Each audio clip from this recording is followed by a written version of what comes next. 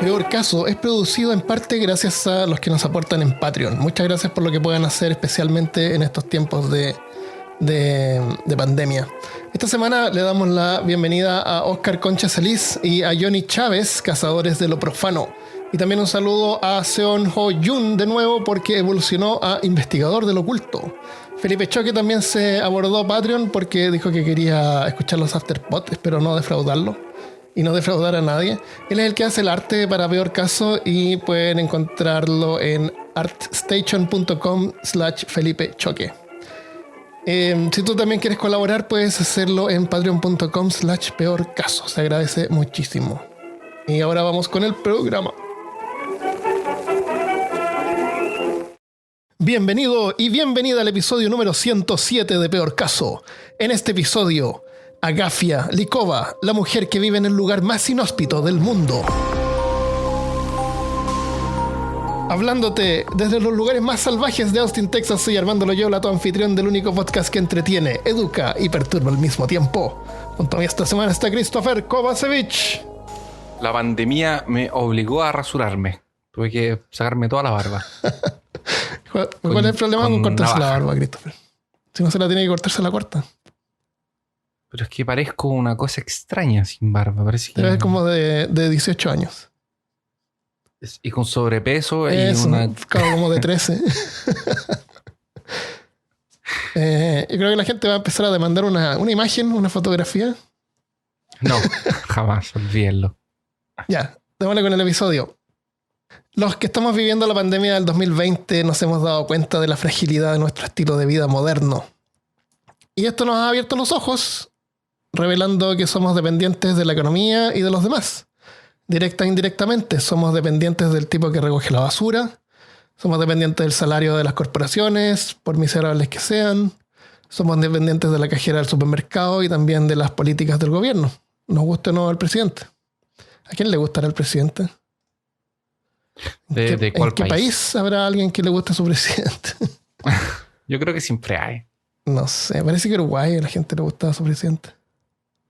El viejito este que era como tranquilo. Así. ¿Era Uruguay o Paraguay? Uruguay parece. No me acuerdo. Así, nuestra libertad se va reduciendo solo a algunas opciones. Opciones que para la gran mayoría que vivimos en la burbuja de la modernidad son suficientes para tener las mejores condiciones de vida que el ser humano ha tenido jamás. Agua potable disponible directamente en tu casa, pastillas para curar todas las dolencias, conectividad global, todo el conocimiento de la humanidad disponible en la palma de tu mano. Me refiero a la enciclopedia Encarta 95, por supuesto. Claro, porque cabe el CD cabía en tu mano. Pero para algunos todo esto no es suficiente. Y no me refiero a los que toman agua en botellas plásticas. Me refiero a los que viven fuera de esa burbuja, fuera de esa normalidad manufacturada que tenemos. Hoy en día hay 780 millones de personas sin acceso a agua potable. Y muchos más sin acceso al menos a una comida diaria. Sus comodidades se limitan a un lugar donde sentarse. La desconexión con nuestra burbuja de modernidad para estas personas es tan extrema que ni siquiera les importa o no si sale una temporada nueva de Rick and Morty. ¡No! Lo único que quieren es encontrar un lugar donde no mueran mientras duermen. Para la cruel lotería de la vida les tocó nacer en una región en constante conflicto, en los escalones más bajos de la jerarquía social, en una minoría étnica rechazada por sus vecinos. Estas personas no eligieron esto y optarían por una mejor calidad de vida cualquier día, excepto que no necesariamente. Mientras que algunos de nosotros valoramos el saber por sobre el creer, para la otra mitad, si no es que la mayoría, es exactamente lo opuesto. Vivimos felices cuando sentimos que tenemos control de nuestra vida, sobre lo que nos rodea, tenemos claridad en nuestra visión del mundo, y el mundo funciona para nosotros aunque sea plano, aunque tenga menos de 5.000 años. Hipnopédicamente sabemos que la fe mueve montañas, que todo ocurre por una razón, que yo soy parte importante de este plan del universo. Y la intención de este episodio no es discutir las virtudes de la razón, al contrario. Es admirar la determinación que para algunos lo más poderoso, lo que les da sentido a sus vidas, lo que sin ello dejarían de ser ellos mismos, son sus creencias.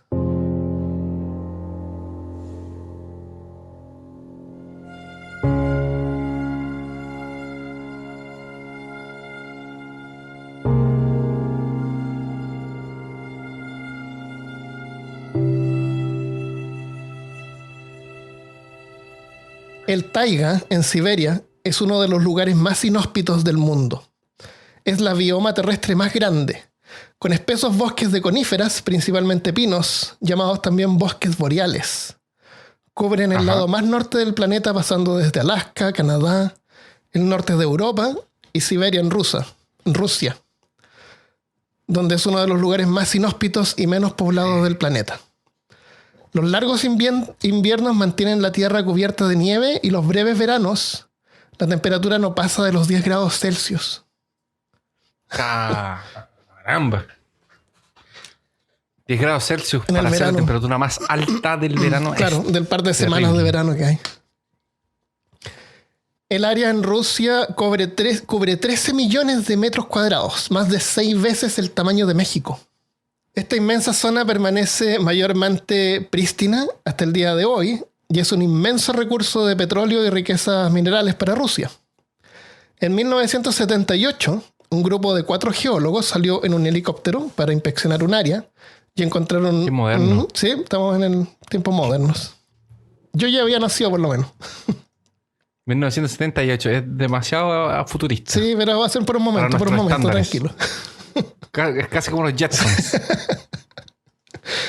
Salieron en el helicóptero. Que súper Claro, moderno. vamos a partir por Pero era un ahí. helicóptero antiguo. El Ah, ya. helicóptero siguió el curso del río Abakhan, que queda casi al medio de Rusia, al norte de la frontera con Mongolia, como al centro más o menos, en Siberia. Los geólogos en el helicóptero llegaron a la zona que querían investigar, pero por la densa vegetación no lograban encontrar un lugar donde aterrizar, porque es como infinitos bosques de pinos. El piloto voló sobre un valle y de repente ha visto algo completamente inusual, algo antinatural que no podía existir en esa región. Un pequeño claro con un patrón de líneas. Cuando se acercaron, vieron que el espacio estaba cubierto con varios surcos profundos como de 1,5 kilómetros a 1,5 kilómetros sobre la ladera de una montaña. Un pequeño jardín de cultivo, algo indudablemente hecho por el hombre. Dieron varias vueltas para verificar, pero no aterrizaron. Regresaron a la base y reportaron el avistamiento. Yo pensé que iban a aterrizar. El jardín Y yo me ese en estaba toda imaginando mierda. que el piloto del helicóptero va a decir: ¡Oh, ahí hay un claro! Y está marcado. Aterricen. Y rompen todo. Y a destruir toda la cosecha de que era el sustento. Claro. No, fueron más considerados. Regresaron de vuelta y lo reportaron. El avistamiento estaba a más de 240 kilómetros de la ciudad más cercana. Las autoridades soviéticas no tenían ningún registro de nadie viviendo en ese lugar. El trabajo de exploración para descubrir mineral continuó y pronto levantaron un campamento temporal a unos 16 kilómetros del misterioso jardín de cultivo. Los geólogos tenían curiosidad de saber quién podía vivir allí, pero la idea de encontrarse con un extraño podía resultar aún más peligroso que encontrarse con un lobo o un oso. Pero los geólogos no querían que este episodio de peor caso quedara demasiado corto, así que decidieron regresar y hacer contacto. Prepararon algunos obsequios en sus mochilas y solo por si acaso el encuentro no saliera bien, algunos geólogos incluyeron un arma de fuego cargada. Esperaron por un día claro y los científicos salieron a la caminata liderados por la geóloga Galina Pizmenskaya. A medida que se acercaban al lugar señalado por los pilotos, comenzaron a encontrar signos de actividad humana. Un palo largo que se notaba que había sido usado como un bastón, y más adelante un tronco colocado sobre un arroyo como puente. Y una áspera senda continuaba al otro lado y la siguieron internándose en el bosque. Y después encontraron un McDonald's y un 7-Eleven. Todo se fue poniendo cada vez Subway. mejor. Pezmenkaya declaró luego a los periódicos: al lado de un arroyo había una vivienda, ennegrecida por el tiempo y la lluvia. La cabaña estaba apilada por todos lados con escombros, cortezas, postes, tablones. Si no hubiera sido por una ventana del tamaño del bolsillo de mi mochila, habría sido difícil creer que gente viviera allí. Pero la vida, sin duda. Nuestra llegada había sido notada, como pudimos ver. Una puerta se abrió crujiendo y la figura de un hombre muy viejo emergió a la luz del día. Una visión que era como salida de un cuento de hadas. El hombre estaba descalzo con una camisa remendada y reparchada, hecha de saco. Llevaba pantalones del mismo material, también en parches, y tenía una barba desaliñada. Su cabello estaba despeinado. Parecía asustado, pero tomando mucha atención. Teníamos que decir algo, así que comencé. «Saludos, abuelo. Hemos venido a visitar». El viejo... Les traigo paz. Venimos en paz. Take me to your Traemos leader. libertad. El viejo no respondió de inmediato. Finalmente escuchamos una voz suave e incierta. «Bueno, ya que han viajado tan lejos, es mejor que entren», dijo el viejo. Para los geólogos se sintió como si hubieran viajado en el tiempo a la Edad Media. La vivienda no era mucho más que una madriguera, algo que podrían haber fabricado unos castores. Los geólogos recuerdan que era como una perrera baja y ennegrecida por el hollín. Y a pesar de un fuego, con un escape que era solo un hoyo en el techo, estaba fría como una bodega. El piso consistía en cáscaras de patata y de piñones. Aún mirando en la penumbra, los visitantes vieron que en realidad era solamente una sola habitación, apretada, con hedor a moho, sucia, con un techo sostenido por vigas medias caídas. Y aún así, este era el hogar donde vivía una familia de 5 personas. Oh, 5 personas. Los geólogos se pararon dentro pasmados. El incómodo silencio fue interrumpido por sollozos y luego lamentos. Vieron la silueta de 2 mujeres. Una estaba histérica rezando. «Esto es por nuestros pecados, nuestros pecados». La otra lloraba. ¿De verdad o lo inventaste? ¿Ah? ¿De verdad? ¿Es de verdad o lo de verdad. inventaste? Estaba llorando, pensaba que era por sus pecados. La otra llorando... ¿Qué cosa que era por sus pecados? Que habían llegado los científicos. Que eran extraños, Ah. ¿sí? A lo mejor ahí vaya a saber después quién podría haber sido. La otra llorando se dejó caer lentamente al suelo. La poca luz que atravesaba la única ventana cayó sobre sus ojos grandes y aterrorizados. Y ahí los visitantes se dieron cuenta que lo mejor era salir de ahí lo más rápido posible. Los visitantes se sentaron a unos pocos metros de la cabaña y sacaron sus provisiones para comer. Igual habían estado caminando como 15, 19 kilómetros más o menos. Ah, un montón. Para ellos los pocos kilómetros que habían recorrido igual habían sido extenuantes. No estaban acostumbrados. Estaban acostumbrados a andar en helicóptero.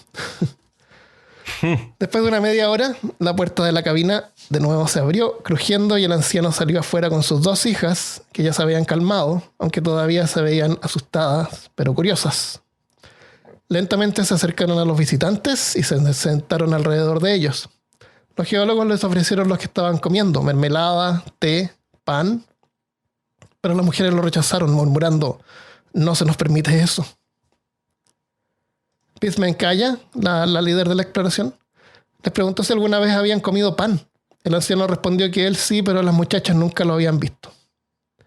El anciano hablaba de forma más o menos clara, pero las hijas hablaban un idioma distorsionado por la vida que habían pasado en el aislamiento. Y cuando las hermanas hablaban entre ellas, para los visitantes sonaba como un arrullo lento y borroso. Nunca en su vida se habían encontrado con otra gente que no fuera su propia familia. Esa tarde los visitantes se retiraron, pero en el curso del tiempo continuaron regresando, entablando una amistad, y lentamente fue emergiendo la historia completa de la familia.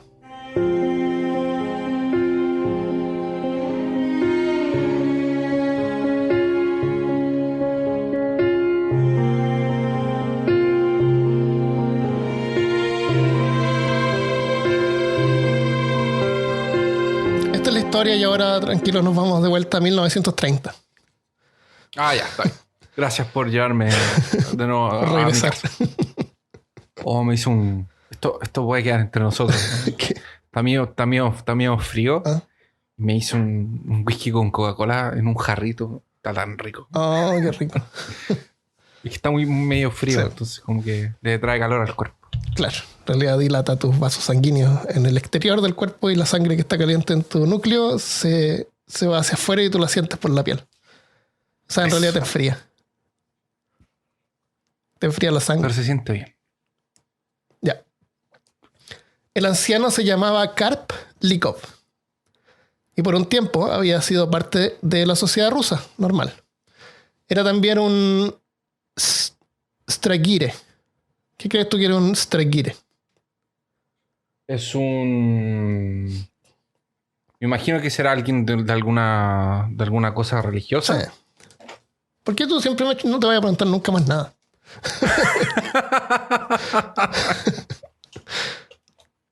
Ya, te digo otra cosa entonces. No, porque si me dice otra cosa va a ser la acertada. No, está bien. En ruso, viejo creyente, les decían. Miembro de una secta ortodoxa rusa fundamentalista. Chángales. Que adoraba en un estilo que no había cambiado desde el siglo XVII. Los viejos creyentes habían sido perseguidos desde los días de Pedro el Grande por 1720. Likov hablaba de eso como si hubiera pasado ayer. Pedro el Grande, zar de Rusia, había muerto hacía más de 250 años, pero para el anciano era un enemigo personal. Según él, nada menos que el anticristo en forma humana. Recordaba que el zar había aprobado una campaña para modernizar Rusia. Este otro zar. El zar cuando él estaba vivo, en 1930. Nació como en 1910. Él tenía como 15 años cuando murió Rasputín. Oh, qué brígido. Capaz que era amigo de Rasputín. Recordaba que el zar había aprobado una campaña para modernizar Rusia y había que pagar un impuesto si uno quería mantener una barba. El vello facial estaba sujeto a impuestos. Y los que no pagaban, les cortaban la barba por la fuerza. Como que me pasó, claro. Como lo que me pasó a mí. Claro. Que fui obligado por esta pandemia a pagarme la barba. No es que Pedro el Grande haya sido lampiño y le tuviera envidia a los barbudos. No, la barba larga era un estilo que llevaban los cristianos viejos creyentes que perseguían. El impuesto era una excusa. Lo que querían era que se convirtieran o fueran eliminados. El viejo Likov recordaba cosas más modernas y se quejaba también de un comerciante que por el 1900 que estaba donando patatas, pero no les negó las patatas a los viejos creyentes. Para la familia Likov, las cosas empeoraron durante la Revolución Rusa, cuando los bolcheviques, ateos malvados, se tomaron el poder. Bajo los soviéticos, las comunidades aisladas de viejos creyentes habían huido a Siberia para escapar de la persecución, pero los seguían acosando y así comenzaron a retirarse cada vez más lejos de la civilización. Durante las purgas de la década de los 30, 1930, con el cristianismo bajo asalto, una patrulla comunista llegó a la villa donde vivía con su familia y hermano. Los soviéticos quemaron las iglesias y apresaron a muchos, y a los que trataban de escapar les disparaban. Y así el hermano de Karl Likov murió frente a él. Pero Likov tuvo mejor suerte y logró escapar por el bosque con su familia. Karp, su esposa Akulina, un hijo llamado Sabin, de 9 años, y Natalia, una hija de solo 2 años. Escaparon con las posesiones que lograron cargar y algunas semillas. Con los años se fueron retirando cada vez más en las profundidades del taiga, por miedo a que los bolcheviques los encontraran, hasta que finalmente se asentaron en el desolado lugar donde habitaban. Había un río cerca, pero incluso llegar ahí por bote era muy difícil. Armándose una cabaña tosca, sobrevivieron Yakulina, la esposa del viejo Karp. En plena naturaleza dio a luz a 2 hijos más, Dmitri en 1940 y Agafia en 1943. ¿Será que ellos mantenían el calendario o seguían marcando los días? A lo mejor le hicieron pruebas de carbono 14. Pues crecieron sin nunca haber visto a un ser humano que no fuera miembro de su familia. Todo lo que Agafia y Dmitri sabían del mundo exterior lo aprendieron completamente de las historias de sus padres. Y siendo ultraconservadores, tampoco era que tuvieran muchas historias que contar. Los más jóvenes sabían que habían lugares llamados ciudades donde los humanos vivían en edificios altos. Habían escuchado que había otros países además de Rusia, pero para ellos eran conceptos abstractos. Su única lectura eran libros de oración y la Biblia familiar antigua. Y para entretenerse se contaban los sueños. Qué entretenido. Imagínate si no soñabas, iba a tener que inventar algo. ¿Cómo no iba a soñar? Y con las experiencias que tenían, los sueños no deben haber sido muy diversos. O sea, vi un oso en el borde y el oso me persiguió y me escapé. Bueno, pero el oso podía salir volando, el oso podía transformarse en un lobo. Puede ser, ¿cómo? Y se podía transformar en conejo. un pino. Como 5 animales. Podía ser un oso con orejas de conejo. Claro, Y va variando, uno por hay que día. tener imaginación. Aculina, la madre, había usado la Biblia para enseñar a sus hijos a leer y escribir, usando palitos de abedul afilados sumergidos en jugo de madre selva, como pluma y tinta. Qué medieval. Dios mío. Completamente sobrevivencia a nivel. Como algo salido del Señor de los Anillos. Casi. La aislada vida de los Likov estaba lejos de ser como la casita en la pradera. Se me cayó la licencia de conducir. La supervivencia en el salvaje bosque era casi imposible, dependiendo solamente de lo que lograban cargar. Era una lucha reemplazar las pocas cosas que tenían. Hicieron chanclas con corteza de abedul. La ropa gastada había sido parchada y reparchada hasta que se deshizo. Luego tuvieron que reemplazar la tela con cáñamo que tenían que cultivar a partir de semillas. Te querías hacer una camisa. Lo primero que tienes que hacer es plantar unas semillas de cáñamo. Para comida, la familia recolectaba lo que podía durante el verano. Espera, ¿y por qué vivían en un lugar pequeño? No entendí. ¿Por qué nunca hicieron una casa grande? No tenían cómo, No sabían, me imagino, ¿no? cómo supongo. Hacían lo que podían, apilaban así unas maderas. Nunca, no, el padre no sabía, no tenían conocimiento de... No vieron nunca este canal de YouTube donde está el tipo que hace cositas con palitos. No había eso en ese tiempo. Y no salía nada en la Biblia de sobre construir tu casa. Está el canal de YouTube que el gallo el gallo que con el cabe en el sujeto sitio y hace los tacitos de greda. Claro. Después hace el horno, claro, prende eso fuego. no existía. Okay. Hubiera sido bien útil. Está bien. Sí. Para la comida, la familia recolectaba lo que podía durante el verano, pero como era imposible reparar las ollas que tenían, habían llevado algunas ollas, pero ya con el tiempo se habían oxidado y no se podían usar, estaban llenas de hoyo. Así que los dejaron incapaces de poder cocinar los alimentos. Y su dieta se redujo principalmente a papas apanadas mezcladas con centeno molido y semillas de cáñamo. La familia igual estaba agradecida con la abundancia de agua fresca y la abundancia de árboles de alerce, abeto, pino y abedul que habían. Arándanos y las frambuesas estaban al alcance de la mano, la leña también, y los piñones caían directamente en el techo. Y por el hoyo del techo al suelo. Pero los licos vivían permanentemente al borde de la hambruna. Para comer carne, otra vez tuvieron que esperar a que Dimitri alcanzara la madurez y pudiera atrapar animales para carne y pieles. ¿Y por qué el papá no buscaba? Porque estaba viejo ya. Esto fue hasta la década de los 50, sin ningún tipo de armas, incluso arcos. Dimitri solamente podía cazar cavando trampas o persiguiendo presas a través de las montañas, corriendo detrás de ellos hasta que los talimanes se colapsaban por el agotamiento. Hablamos de eso en el episodio 78. De correr, ¿o no? Sí. Cuando hablamos de correr. Sí. A lo mejor cazaban algún conejo que caía en la trampa, decían hoyos así, un hoyo con palos puntudos, cosas así que caía, se moría. No sé. Cosas así. Yo creo que ni siquiera eso debería haber hecho. Dimitri acumuló una resistencia asombrosa. Podía cazar descalzo en el invierno. Y no era que tuviera alguna opción. Con sandalias de corteza de árbol le deben haber durado unos 5 o 10 minutos corriendo. Sí. Pero era resistente, espalda fuerte. A veces volvía a la cabaña después de varios días, después de haber dormido a la intemperie a solo 4 grados Celsius sobre la escarcha. Regresaba a la cabaña con un joven alce sobre sus hombros. Sin embargo, la mayoría del tiempo no había carne, y su dieta gradualmente se fue volviendo más monótona. Los animales salvajes destruyeron su cosecha de zanahorias. Yagafia recuerda que a fines de la década de los 50 como los años del hambre. Agafia recuerda, comíamos hojas de árbol, de cerva, raíces, pasto, hongos, cáscaras de papa y corteza. Teníamos hambre todo el tiempo. Cada año teníamos que decidir si comer todo o dejar algo para semilla, para sembrar. Sí. La hambruna era un peligro siempre presente y las cosas se pusieron aún peor en 1961, cuando nevó en junio y la dura helada mató todo lo que habían estado creciendo en su jardín. Qué horrible. En la primavera, la familia se ve obligada a comerse hasta los zapatos. Deben haber hecho zapatos de cuero. Puede ser.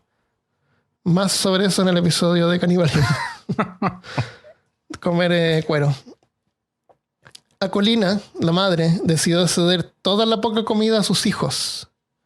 Y ese mismo año ella murió de hambre. Se sacrificó por los hijos. Ah, qué triste. El resto de la familia se salvó, por lo que consideraron un milagro. Un solo grano de centeno lo vieron brotar en el jardín.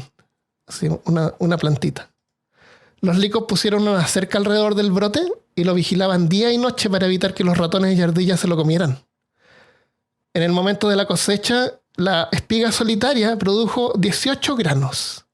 Y de esos 18 granos, minuciosamente, reconstruyeron su cosecha de centeno. Una plantita. Una plantita lo salvó. Gracias a los geólogos soviéticos, la familia fue aprendiendo más sobre el mundo moderno. No sabían que había ocurrido una Segunda Guerra Mundial. Los científicos le contaron... ¡Oh, es verdad! Estaban aislados en ese tiempo. No tuvieron ni idea de qué pasó eso. No tenían idea que ya había Estaban pasado tan la lejos Revolución que ni Rusa, siquiera- que ya no estaban siendo perseguidos. Claro. No sabían que el hombre fue a la luna. Carl nunca creyó que el hombre había llegado a la luna. Eso no se lo creyó. Bueno, mi mamá no les cree. Tampoco. Ah, ya. Él no lo aceptó. Lo que se aceptó rápidamente fue la idea de los satélites. Ujú. Los Likov habían notado ya en la década de los 50 cuando las estrellas se comenzaron a mover rápidamente en el cielo. Y el propio Cart concebió una teoría para explicar que la gente de las ciudades había pensado algo y estaban enviando incendios que se veían como estrellas que se movían. ¿Ya? ¿Sí? O sea, él ya había observado este fenómeno extraño de los satélites. Pero con lo que quedó más sorprendido fueron con un paquete de celofán transparente que para él era increíble. Era como un vidrio, pero flexible. Con eso quedó loco. Debe ser increíble encontrarse con esas cosas. Sí. Pero imagínate el sí, aislamiento. O sea, no sintieron un bombazo, un disparo. Ni las tropas ni siquiera llegaron cerca. Deben haber visto eventualmente tal vez un avión, puede ser. Pero volando por allá tal vez ni siquiera. Ah, a lo mejor no, como está tan lejos de cualquier ciudad, no pasan no pasaban bajo, cerca. pasan muy alto. No sé. Tuvieron que esperar 40 años a que apareciera un helicóptero. Deben haber quedado locos cuando pasó el Sí. helicóptero. Porque eso seguramente sí lo escucharon. Los jóvenes, Dimitri y Agafia, los más chicos, fueron los más amigables y cercanos con los geólogos. Las décadas de aislamiento habían limitado la forma de hablar de Agafia. Y esto al principio hizo que los científicos pensaran que ella tenía alguna deficiencia mental. Pero en realidad Agafia era muy inteligente y hasta hacía bromas de su precaria condición. O sea, se burlaba de ella misma. Eso denota, Dimitri fue- una inteligencia bien avanzada. ¿Sí? Sí. Dimitri fue el primero en aceptar la invitación de los geólogos a visitar su campamento. Aún sin haber visto antes nada de tecnología, quedó maravillado. Así, la familia fue aceptando cada vez más a los geólogos. Uno llamado Yerofri Sedov incluso Espera, entonces- pasaba días en... Entonces es el papá. Entonces era el papá, la mamá y 3 hijos. Y 3 hijos, sí. Entonces ahora entonces cuando los geólogos llegaron, No, encontraron sí. 4 personas, no 5. 5 personas. Pero la mamá La mamá, los 2 hijos y... no se había muerto de hambre. Ah, claro, por eso 5 personas. Porque ellos tenían 2 hijos. Cuando salieron de Rusia tenían 2 hijos. Y después Y tuvieron después 2 más. tuvieron 2 más. Y la madre se murió, entonces quedaba el papá. Por eso son Por 5. eso son 5. Ok. Claro. Los geólogos nunca conocieron a la mamá. Sí. Un geólogo, Yerofy Sedov, incluso pasaba días enteros ayudando a la familia en la plantación, ayudando a mejorar el lugar donde vivían con construcciones y mantenimiento. Así de a poco fueron ayudándole a hacer una cabaña legal. Sí, más grande y todo, mejor. Claro. Sí. Pieza, jacuzzi. Imagínate cuando piscina. llegó un hacha. ¡Oh! Un hacha, algo de metal. Un metal. No habían visto metal desde que se le habían Imagínate. deshecho las ollas. Pero al principio lo único que habían aceptado como obsequio era sal. Pero de a poco fueron aceptando ropa, utensilios de cocina, grano y hasta linternas. Era muy lento hacer ropa. Tardaba toda una temporada sacar una plantita. Incluso visitaban a los geólogos todos juntos. Fue cuando descubrieron la televisión, que les encantó, pero al mismo tiempo les aterrorizó. Los miembros de la familia rezaban por el perdón después de ver televisión creyendo que había sido algún pecado. Es tan bueno que debe ser seguro que es pecado. Pues sí. Es demasiado placentero, debe ser pecado. Sí. Y no están muy lejos de la verdad. Poco después de haber establecido contacto con el mundo exterior, en realidad las cosas se fueron en declive para la familia Lykov. Por la dura dieta, el hijo mayor y la hija murieron de insuficiencia renal pocos años después de la primera visita de los geólogos. Triste. Dmitri, que era el más amigo con los geólogos, también se enfermó de neumonía. Posiblemente por alguna infección traída por alguno de los visitantes. Seguramente fue uno, porque si nunca había tenido neumonía ninguno, fue uno de alguno de los científicos que estaba con el virus. Con el coronavirus.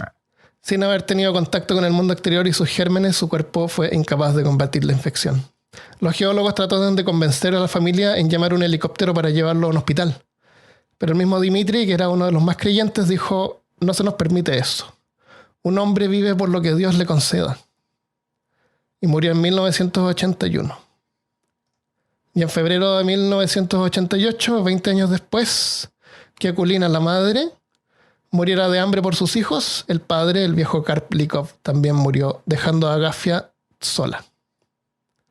Los geólogos le ayudaron a enterrar a su padre en un cementerio que se fue formando de a poco cerca de la casa.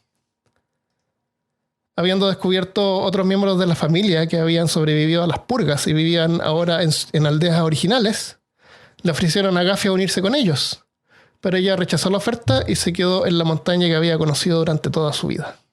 ¿Ella es la que nació después o es la que tenía 2 años? No, la que nació después. Ella nació ahí. Agafia no se iría, pero los geólogos eventualmente tuvieron que dejarla. Uno de ellos, Yerofi, recuerda: mientras nos alejábamos de allí, miré hacia atrás a Agafia. Ella estaba de pie junto a la ruptura del río como una estatua. No estaba llorando. Ella insistió: sigan. Recorrimos otro kilómetro y miré hacia atrás. Todavía podía ver su silueta parada allí. Qué triste haberla dejado. Sí, de haber sido terrible. Tienen que seguir trabajando en otros proyectos, tienen que ir. Imagínate decirle así: ya, nos tenemos que ir, adiós. Y dejarla sola después que murió toda su familia. Agafia nació en 1944 y hoy tiene 76 años y aún vive en la montaña sola. Yerofi Sedov, uno de los geólogos, regresó a vivir sus últimos años cerca de Agafia y se mantuvieron amigos. Aunque Agafia cuenta que en un par de ocasiones se comportó de forma pecaminosa. Se debe haber enamorado de... Sí. Yerofi falleció en el 2015, a sus 77 años, dejando a Agafia sola de nuevo. Hasta el día de hoy, con una sonrisa en la cara, aún claramente visible detrás de sus marcadas arrugas, Agafia recibe visitantes esporádicos que le llevan alimentos y materiales. Le ayudan en el mantenimiento de su hogar, y aunque tiene un teléfono satelital para emergencias que usó una vez para que fue trasladado a una ciudad por un problema en las piernas, ella siempre regresa y continúa viviendo en forma austera y manteniendo su fe religiosa. Sus posesiones no son más que un montón de gatos, un perro, una cabaña donde prende el fuego todavía con yesca y pedernal, y su Biblia y textos religiosos que están a punto de desmoronarse, pero mantiene cuidadosamente envueltos en tela sobre una mesa frente a una ventana por donde cada día ve la tierra que la vio nacer y donde sabe que un día se unirá a su familia en un pequeño cementerio junto a su casa, en la plena soledad de las montañas del Taiga, en Siberia, uno de los lugares más inhóspitos del mundo.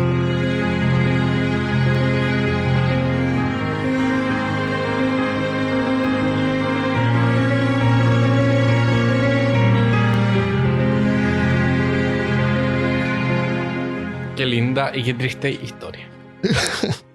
Y Agafia está viva todavía. Por lo menos no vi ningún reporte de que no. ¿Viste fotos de la familia? ¿Será que los científicos sacaron fotos? Hay documentales. Hay como 2 o 3 documentales buenos. Hay uno de Vice. Hay uno que está traducido a español, que lo voy a subir a la página para que lo vean. Es súper interesante. Aparece ella, aparece el viejo, el geólogo que se fue a vivir cerca de ella. Ya. El geólogo le faltaba una pierna. Es increíble verlos cómo viven a un ritmo pero totalmente atemporal para nosotros, lento. Hay una escena donde el viejo va a recolectar agua al río con bastones, tiene que ir.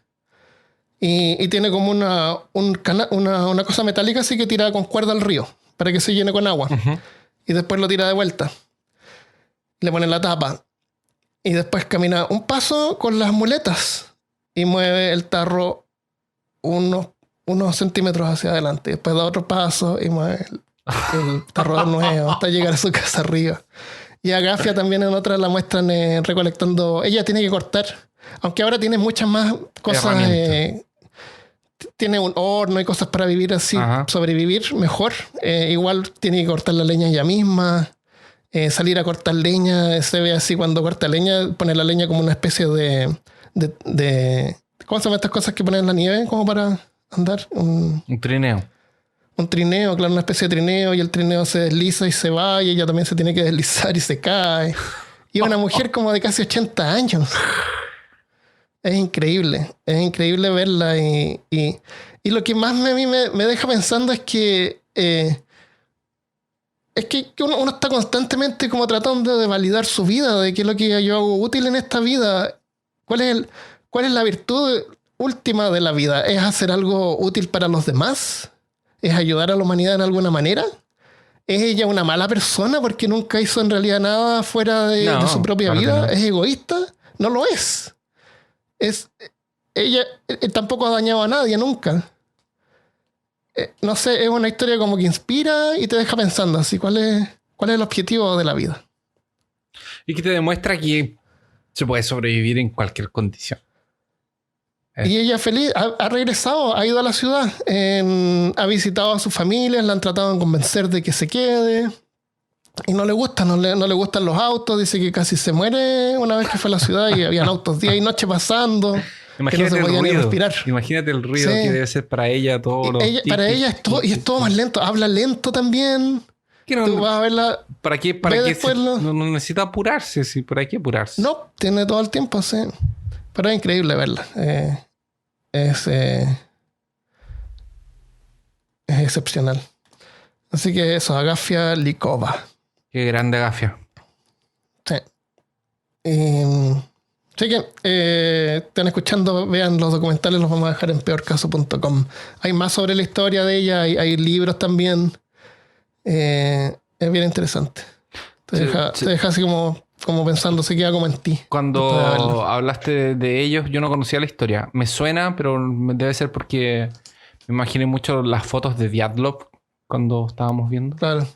Sí, hay fotos también de los primeros exploradores. Tomaron fotos, se ve su cabaña, que sí, un montón de palos apilados donde vivían. Sí. Y me acordé de ese caso del japonés que estaba en las vietnamitas. Era un japonés, era un vietnamita, era uno de esos dos. Parece que era un japonés que estaba en medio de un bosque, que era el último sobreviviente de su pelotón y pensó que era... no supo que la Segunda Guerra Mundial se había acabado. Y como 15 o 20 años después lo encontraron. Y él todavía creía que estaba en guerra. Estaba escondiendo a los aliados y cosas. Él estaba en guerra defendiendo. Creo que la última orden que le dieron fue como: defienda esta posición. Y se quedó ahí. Y se quedó ahí. Wow. Y nunca lo fueron a buscar. Nunca, exactamente. Esa historia también es interesante, hay que buscarla. Sí, bueno. Interesante. Sí. Bueno, eso es lo que tenemos por hoy. Mira, es una historia triste pero con esperanza. Te deja un mensaje positivo al final. Yo, por la introducción que diste, la verdad, Armando, al principio pensé que me iba a salir llorando y cortándome la pena. Pero al final quedé con una sensación un poco más de... Sí. Y todo porque el padre no se quiso afeitar. Y todo porque no se quiso afeitar la barba. Sí. Por eso te dije que... Pero viste que persecución es mala para cualquier perseguir. O sea, pueden ser creyentes en lo que sea persiguiendo a los no creyentes o los no creyentes persiguiendo a los... Sí, extremistas totales. Siempre es malo. El problema del extremismo. Siempre es malo. Sí. No importa si eres el que cree o el que no. Sí. Ya. Antes de irnos le damos algunos saludos. Bueno. Tenemos algunos mensajes interesantes esta semana, creo. Bueno, esto es en Facebook. Es un mensaje de Facebook.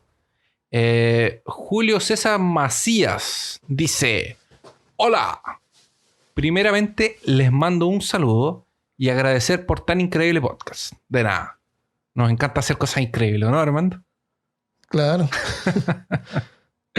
Siempre los escucho camino a trabajo y camino a casa. Me divierto y me entretengo con los temas y con las pláticas que tienen que nada tiene que ver con el tema. Ah, ya. O sea, les gusta cuando damos jugo. Cuando perdemos el foco. A algunas personas les gusta, a otras personas odian eso. Odian. Sí. Sí, así que tratamos de ser más o menos balanceados, pero siempre regresamos al tema original. Sobre el último episodio, al principio hicieron un comentario sobre Street Fighter 1, que era un juego de plataformas, pero no. El que mencionan se llama Street Fighter 2010, que fue para la NES, y el personaje era Ken, que nada tenía que ver, y sí, era un juego de plataformas súper difícil. Ya no lo recordaba, pero lo jugaba mucho con mi hermano y lo pasamos entre lágrimas y sangre. Un saludo a todos y espero seguirlos escuchando. Era como todos los juegos de... Y nos mandó una imagen incluso aquí. Y es verdad, el juego salió en 1990, era para la NES y era un juego de plataforma. Y lo único que tiene que ver con Street Fighter es el nombre y que el personaje se llama Ken. Que de hecho en la versión japonesa o en la versión estadounidense le cambiaron el nombre a Kevin para que no tuviera nada que ver con el personaje. Sí. Yeah. Con el personaje de Street Fighter, que era Ken. Y Entonces tienes que decir, tenías razón, Armando. Claro, tenías... No, pues, Armando, si tú dijiste sí, que pues era... si yo fui el que dije que había un juego de Street Fighter de plataforma y tú dijiste, no hay que ver. Ya, sí, está bien, tienes razón, Armando. Pero no era el primero tampoco. Y sí hay un Street Fighter 1. Sí, el Street Fighter 1 es de 87. Y lo único que tiene Street Fighter es el Ryu, que fue lo único que quedó. Es un 1 contra 1 también, pero no es muy bueno. O sea, parece que lo único que quedó de la idea original fue a mí no me gustaba el Street Fighter porque era fan del Mortal Kombat. Y tenía el Mortal Kombat en Sega Genesis, entonces... Habían tan pocos juegos en ese tiempo que uno tenía que defender lo poquito que tenía. No, a mí era el juego que tenía. A mí me gustaba más Street Fighter. Es más rápido, es más dinámico. Uh-huh. Pero no es sangriento. Eso. Y cuando uno es chico me gustaban las cosas sangrientas. Claro, te gustaba el gore. Claro. Todavía me gusta el arte, los maquillajes. Ya. Gracias, entonces. Muchas gracias por el aporte. Alonso Gris nos dejó un mensaje en la página. En el comentario en el episodio 106 de MK Ultra Control Mental. Ajá. Hola, queridos amigos de Peor Caso. Este es mi intento número 3 de saludos. Siempre espero con ansias escuchar que me saluden al final de un capítulo, pero nunca pasa. No. Ya, saltémonos entonces. Esa es la regla. No. Qué malvado. Saludémoslo porque dejó un mensaje en la página. Sí, es verdad, es importante. Sí. Lo escucho desde Wisconsin, Estados Unidos. Soy chileno. Mi capítulo favorito es el de los piratas. Estaba bueno ese capítulo. Desde ese capítulo les pregunto siempre a la gente si saben por qué los piratas usaban parche en el ojo. Me gustaría recomendar un tema. Podrían hablar del camuflaje de los animales o cómo funciona. Otro tópico que me gustaría recomendar es sobre el 5G y su impacto sobre nosotros. Un abrazo. ¿Sabes qué? ¿Es muy pesado el 5G? ¿Iba a tener un impacto tan grande? No, hay gente que dice que es lo que está causando el coronavirus. No sé, un montón de... Porque es una tecnología nueva y la gente le tiene miedo a lo nuevo. ¿Sabes qué? En un momento pensé que hacer un episodio de eso, iba a ser de eso. Y me puse a investigar y es demasiado técnico. Es demasiado técnico ya, okay. Y no... yo que soy super nerd me gustó el tema, pero no creo que calce en el episodio. Cómo funcionan las redes, los tipos de antena, qué sé yo. Así que sí, yo creo que no. Pero es interesante, así que pueden buscar en internet. Gracias, Alonso, de todas maneras. Gracias, Alonso. Napoleón, no Bonaparte. Napoleón. Este también es comentario en la página. Nos puso un comentario en la página que dice lo siguiente. Hola, los conozco desde el año pasado. Soy muy fan de todo el equipo. Mi capítulo favorito es el de Rasputin.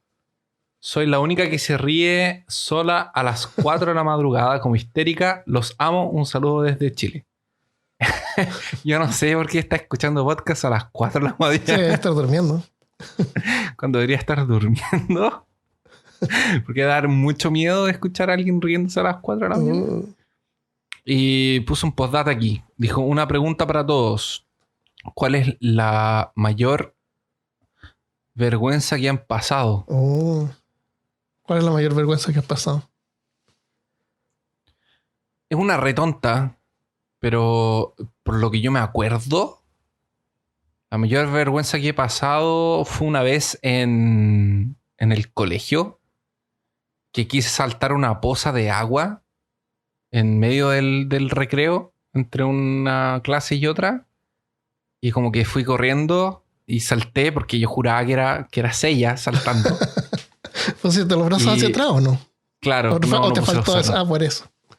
Debe haber sido por... Es que Seiya no saltaba así ya, pero no importa. Pensé que era un caballero del Zodíaco saltando y no pude. Que te caíste al agua. Me resfalé y era piso de cerámica. Entonces como que me caí de lado, me pegué en el muslo, Ya. me encharqué entero Oh, qué horrible. y como que avancé 1 metro. Siendo arrastrado por el suelo, así como los supercampeones momentum. cuando hacen una barrida Claro. y pasan Falta que alguien te un grabara en montón. cámara lenta.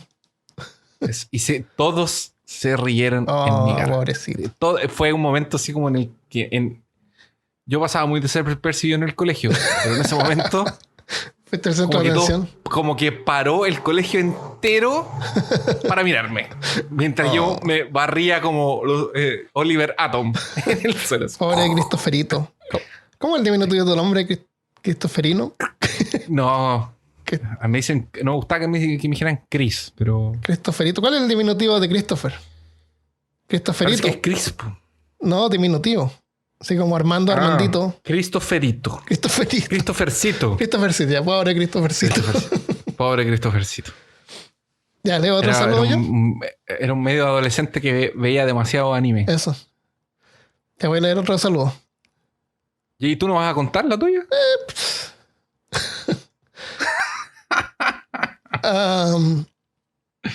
Una vez estaba en un sex shop con una polola y entró mi ex esposa.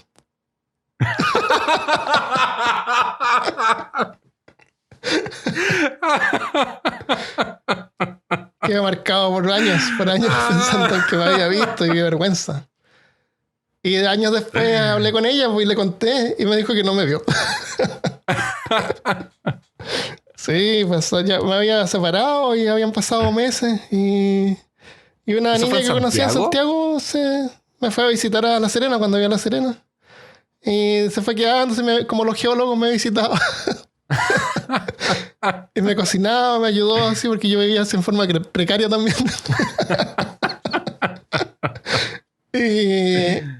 y fue en un momento así como de emancipación. Fuimos a ver el sex shop de La Serena. Y estoy Ya. adentro mirando así y de repente entra mi No debe haber sido un esposa. lugar muy grande. No, y entra mi ex esposa y habla algo con el cajero, después se fue. Después me contó que parece que estaban haciendo algo en la universidad y fue a ver si vendían condones. Como para inflarlos, ya. para hacer una broma. Así. Ah. Pero sí, fue bien vergonzoso.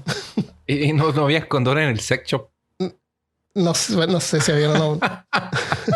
¿Y Yo qué me te quedé quedaste sin mover. haciendo en ese momento? Como No, de espalda mirando me quedé así carátulas comprado de de espalda, videos, así como... así, agachado, sin moverme. Oh, guerras estelares. Claro. Ah, Los piratas caribeños. Oh. claro, le digo a mi polola, oye, esto es un sex shop. Yo pensé que era otra cosa. Estoy en una galería de arte.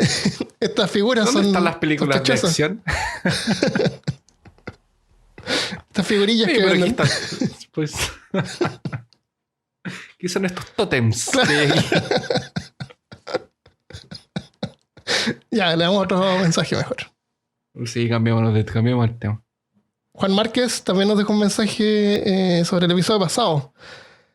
Muy buen episodio. Al final, cómo lo hicieron sufrir con las pronunciaciones. El animal colorido al que te refieres son los alebrijes. Alebrije, ¿viste? Una palabra fácil de pronunciar. Y bonita, suena bien. Alebrije.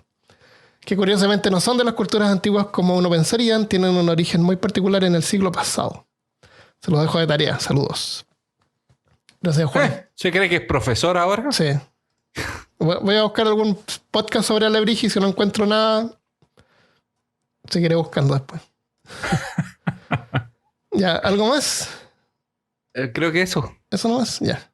Entonces lo dejamos hasta acá. En el Afterpod, si quieres unirte a Patreon, patreon.com/peor caso desde pocos dólares al mes, puedes escuchar el Afterpod, que es donde nos quedamos hablando sobre otras cosas y les voy a comentar una serie que me encantó que vi esta semana. Las historias del Loop. Tales from the Loop. Es muy buena. Buenísima. Ya. Es buenísima. No, ya. Entonces nos quedamos hasta aquí. Yo la vi también. Ya, excelente, excelente. Ya, entonces un abrazo para todos. Muchas gracias por escuchar. Espero que les haya gustado el episodio. Y nos vemos la próxima semana. Adiós. Adiós.